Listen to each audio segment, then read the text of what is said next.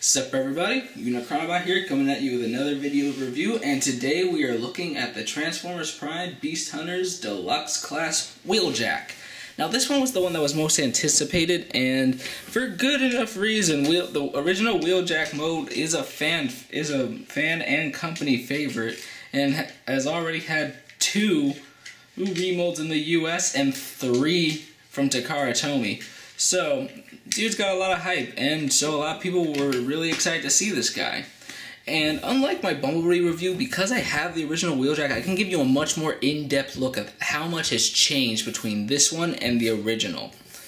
And so here we have him so far, and and as you can see, really decked out. There's a lot more green on this guy than the original, and like all Beast Hunters figures, he is going with the spikey motif. And also, as you can see, he's got that marbleized paint that they've been doing on them. I actually like how mine looks. It looks like a scorch mark from being blasted by someone, and it's a lot more prominent than on the Bumblebee. But yeah, here he is, and here is the original, which again, this is possibly my second favorite Deluxe class figure from the RID line. And now you can see where all the major changes have come. The entire hood is completely remolded. Same with the windows. A good chunk of this has been removed from here. Just to compensate for these spikes. They've completely removed the side mirrors. The translucent blue here has now become completely translucent black. This entire back has been completely redone, and same with this little bit right here for the back to make up for the wings. And like I said before, they've replaced the metal pins for the wheels with these sockets. And also, however, they also kept certain aspects. For instance, you can still store Wheeljack swords on the bottom and on the front, just like with the original Wheeljack. But also, he comes with a ridiculously big, they called this the Dragon or Falcon Spear, I forgot exactly. And, well, before I show it off on him, let's take a good look at this thing. As you can see, when you first see it, it's like, this isn't a spear, this is just some big hunking thing. When you split it, it becomes a pole arm. But, I mean, like, I'm really on the fence with this because there's a lot of nice molded in detail. I love the molded in dragon's head and everything, but I hate disc launching gimmicks, especially this one, because, well, first off, here's one problem with it. When you have it folded down like this, mostly for when he's in driving mode, so that I could just peg on there without being ridiculously obtrusive to the design, it won't work. It won't work because this stops the pushing mechanism. So you always have to keep it in this ridiculously large spear mode just so that the disc launcher will work. And when it does, don't get me wrong, it fires pretty well, but I hate this, especially due to the fact that for some reason this thing can split. I don't see the point of it. I'm like, oh, maybe it's to capture beasts, but it doesn't open when you launch it. And on top of that, because of this huge little nub here, the only way you could really like store this is like this. Is this way. And then you have the nub there, which just looks ugly. I don't get the point of it. It's one of those things that was just unnecessary. And here's my other problem. If you remember in my Fall of Cybertron kickback review, I despise oversized weapons, and I'll be honest, disc launchers are the biggest abusers of oversized weapons. Whenever you need a disc launcher, you need to make the weapon so ridiculously big because you make the disc ridiculously big. So, I don't like this, but for the sake of this review, I gotta show it off. Here it is with it on top. Like I said, it looks ridiculous, especially since for some reason the pegs here, I feel like it should have been this way, because that way people could actually see the dragon-headed molding instead of just this bit. I don't like this weapon. I don't like it at all. But yeah. Oh, and if you want imagination, if you want, you could fold these over and you have him in turbo wing mode. This is something I discovered one late night after getting him, and I was just like, yeah, that's cool. But yeah, as you see, big differences, but at the same time, a lot of similarities between the two molds. And that being said, let's transform this guy so I can compare the robot modes. Now, transforming this guy is almost exactly like the original Wheeljack's, only because of all these spikes, it becomes slightly harder to do things. Mostly what I like to do is I just really like to split everything apart from each other just to get things started. So, essentially break him, and then you just bring these down. Oh, don't forget these swords. These swords gotta come off, so just put those to the side. You bring this down, and then you bring these up. They managed to keep the mechanism for his legs, which I really thought was a clever transformation.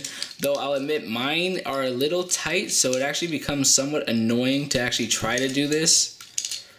But yeah, you just do that. Flip this over, turn this around, bring this up and down, and bing.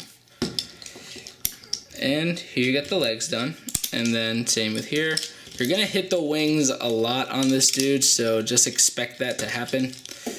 And then you just back this out, turn this around, push it back in, bring up the arm. Here's one arm. Do the same on this side.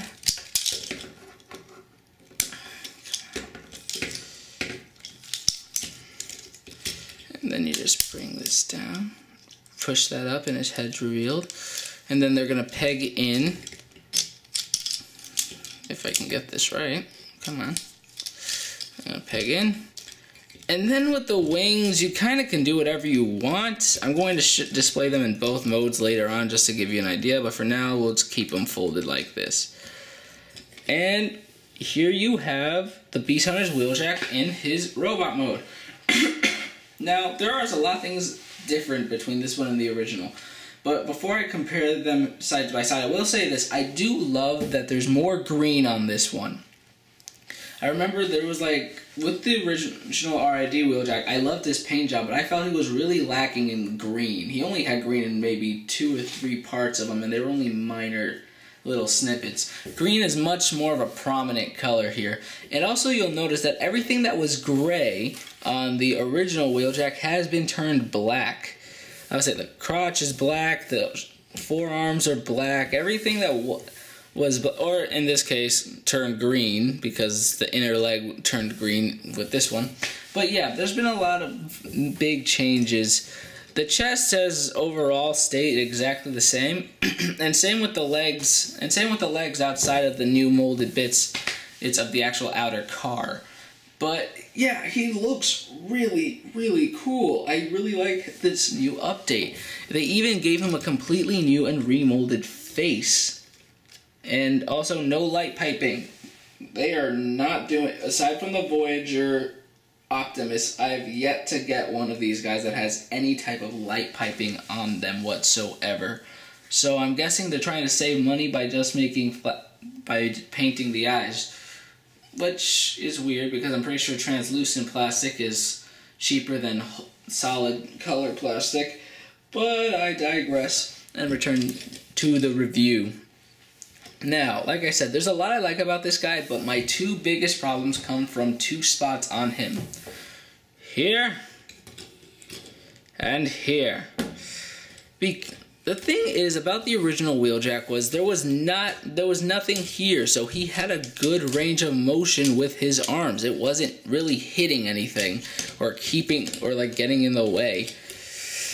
Not with this one. If you want to keep his arms like Wheeljack's, his armor shoulder bits like the way Wheeljack's were on the show, and you want to push them back, you basically need to do this and keep the wings folded. Otherwise, it'll just keep hitting things. Even when I try to turn it, still hits these new back pieces. And then if you want to open up the wings, then you have to bring these straight forward. And then they sometimes even snag onto this. And then you could spread the wings. But then you get little to no forward and back on the arms without hitting them. Don't get me wrong, he looks cool with the wings like this. Even with his shoulders up, it does. But still, it doesn't really feel like that show-accurate look. And I really can't imagine Wheeljack flying. But that being said, he's still a really nice looking figure. I love the new moldings and everything. I just wish they could have found a way to incorporate these wings a little better. Maybe somehow find a way to make them pivot in some way. Also, a nice little hint. Remember, what, like in his vehicle mode, he can still hold these swords. Because I'll be honest, I don't like having him hold a spear. It's again this case of the weapon is 2 sizes too big for the toy. So if anything, I really like to give him these swords, and if not these swords, I'll give him dead ends. At least they still match his color scheme. But yeah, he still looks, even with the swords and without this, he still looks threatening and really powerful and really sick, and he looks more like a wrecker. But that being said, well, he still does have that feel of Wheeljack. The biggest problem I have with this figure is that this Wheeljack not only gave us a nice prime look, but he was really, really reminiscent to the original Wheeljack and kind of blew the Generations and Classics line out of the park and what a modernized Wheeljack should look like. This guy is more of the... He's a lot like Dead End. He's more like this dude. He's the type of figures like, they're using a really great mold to make something different. So, when I first got him, I will say he was my favorite. And he probably still is, but I still think that this one is the better figure out of the two. This one gives a much more threatening and spiky look, but if you want that nice, clean, cusp look of the Transformers Prime show, and at the same time still something that really represents Wheeljack, get this guy. This guy is, that's all I really have to say about this guy. He's a really cool figure, and I do dig him. I do recommend him, but like I said, if you have the original Wheeljack, you're not missing out on too much. Anyway, thanks for sticking by. This is Unicronobot. I'll talk to you later.